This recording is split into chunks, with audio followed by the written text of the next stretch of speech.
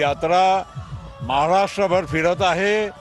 प्रत्येक विभागामध्ये आम्ही जाऊन आलेलो आहो आणि ज्या पद्धतीनं लाडकी बहीण योजना असो, बाकी पण अनेक योजना जे दादांनी दिली आहे, महायुती सरकारने दिली आहे, त्याला लोकांचा पूर्ण पाठिंबा आज दिसत आहे।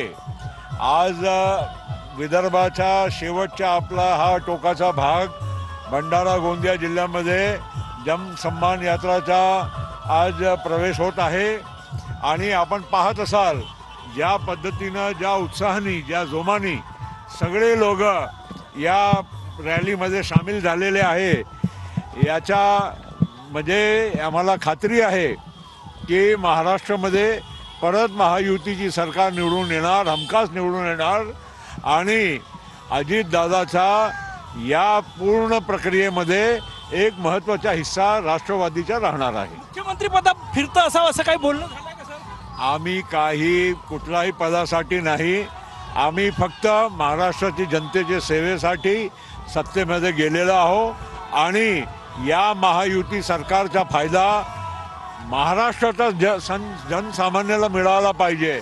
आमच्या बहिणीला, शेतकऱ्यांना, युवकांना, प्रत्येक क्षेत्रातल्या लोकांना मिळाला पाहिजे, त्याच्यासाठी काम होऊन राहिलेलं आहे। राज ठाकरेंनी अप्रत्यक्षरित्या लाडकी बहीण योजना